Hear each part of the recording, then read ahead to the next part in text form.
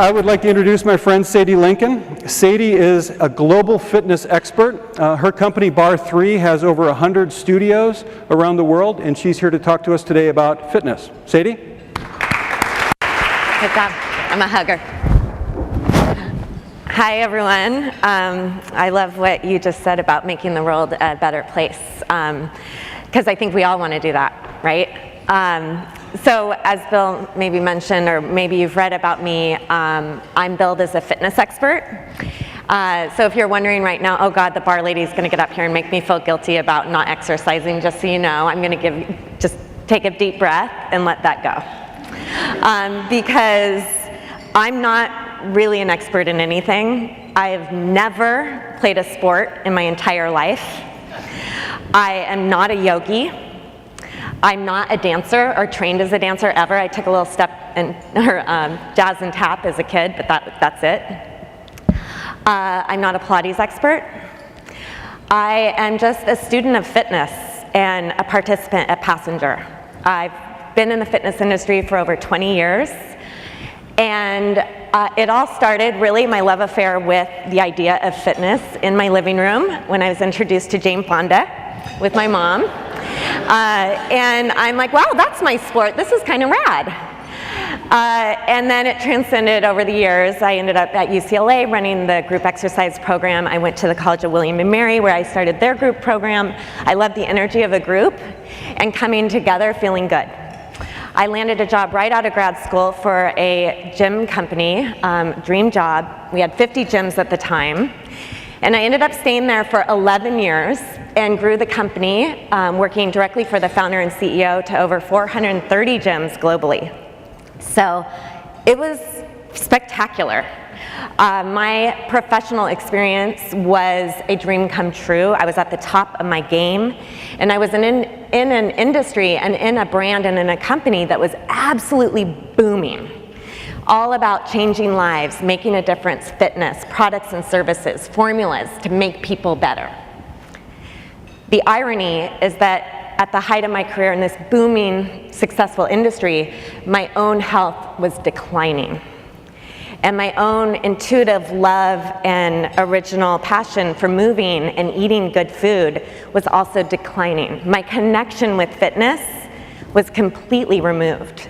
I felt like an alien, on another planet, a passenger of fitness. I'd go into even a yoga class and I felt like I was on a ride, and then I would leave and be myself. And I felt shame, deep shame, because I was heavier, I was stressed out, and I didn't feel comfortable in my own body. I did not feel good. And the shame I had around that was, I'm first of all a fitness expert and professional, and it's not for lack of knowledge. I know the formula. You're 30 minutes a day, I'm calories in, calories out. I'm a smart person, I know how to do this. I have all the access to any product and service I could ever dream of, so it wasn't access. And I really want it. I really, really want it. It's what I thought about every day. I want to represent fitness. I want to be that woman that's, ripped, endless energy, dynamic, bounces out of bed, does like 10 push-ups right away, runs a mountain, drips in sweat, just do it. Like, I wanted that so badly. My body didn't. I was breaking down. I had chronic low back pain. It didn't connect. And this sense of failure just kept representing it in my life over and over again, so I started to distance myself from it. Then I got pregnant, and I started to do yoga by myself in my house with a CD, and I had a moment of clarity that forever changed my life. That's the healthiest moment I've ever had. And it is, maybe I'm not failing fitness.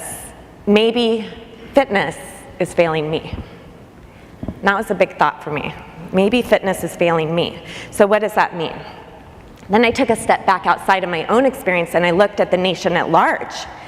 Booming fitness industry to this day. Multi-billion-dollar industry, attached to beauty, attached to a lot of other things.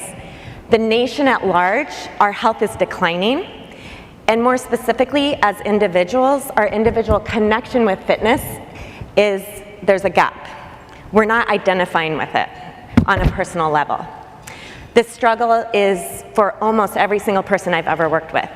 Shares the same struggle with me in their own way. So I had this intuition about that, but then it came back to me. And a couple of babies later, my husband and I, we scratched our own itch and we decided to create Part3 based on I put my blinders on and selfishly created a program that was based on what was missing in the fitness industry for me.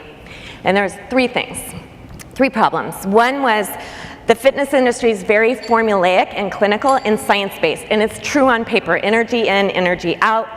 Exercise is good for your heart. If you get your heart rate up a certain amount of minutes, you eat this kind of food, equals, ta-da, success, I'm achieving, right? Very rigid formulas. And that success I'm achieving on top of all that is very much attached to an ideal. And for some of us, that ideal is us, ourselves in the past, before 2 babies, is a lot different than after 2 babies.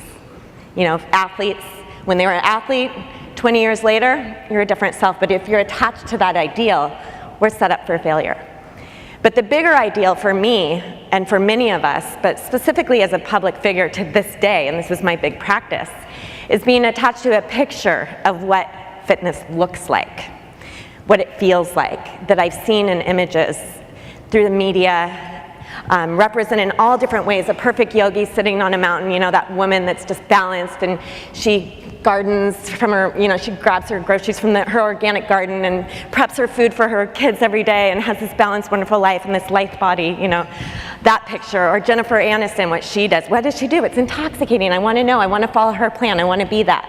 Or what does a fitness celebrity look like? You know, I'm not good enough. I'm not looking like that because I'm attached to that ideal. Many of us are. And that leaves you feeling lonely and a failure and not connected. It left me feeling that way. So, no rigid system at Part3. We're active learners. I am not the expert. I am not the answer. Exercise is not the answer. Part3 is not the answer. We do believe in collective wisdom and learning and drawing from new ways to balance the body and constantly evolve the product. So everybody matters at Part3. I learn from my clients every day how to make the program better. So it evolves.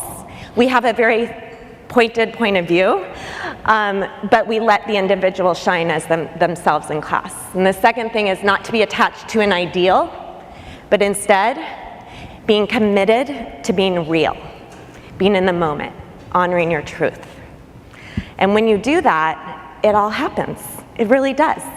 Because when we're in the moment and we're true and we're attached to who we really are right now in this moment versus what we want to be or what we used to be, that's what matters. We're all going to get older. We're all going to get an injury, sidelined by it. We're going to be busy. We sit at a desk a lot. We fly to China for 13 hours. That stuff's real. And we acknowledging that and being real about it and then figuring out a way to be authentic in your fitness experience around that is truly transformative. And that's what I try to empower within our classes all the time. So the individual, it's very much about the individual at Part3 and in my life, but it's also about how the community can support that and creating our own cultures of health around us. So my thought for all of you as I conclude is just, if this conversation I just had with you sparked a little thought or a little wisdom in your own life and in your own experience, I want you to know that's your workout for the day. That's healthy. That equals success. Just that little spark of body wisdom is more powerful than, I like to say a lot of times people come into Part3 for a hard body, which we deliver on the best we can, but they leave with a wise body. And when you leave with a wise body, it's not about the experience within the studio walls, it's about how that wisdom transcends into the rest of your life. And so if you have a little more wisdom from this, or a little question, or a thought, or a spark, I'm excited about that. And I hope to share this experience and this spark and this conversation more and more and more. It's what I'm really passionate about beyond my business. And if you have ideas on how to share this on different stages, I'm all ears. Or if you want to talk about this, I would love for you to email me, sadie@part3.com, easy to remember. Because for me, growing is collective wisdom and we all matter and I want to learn from you. So thank you.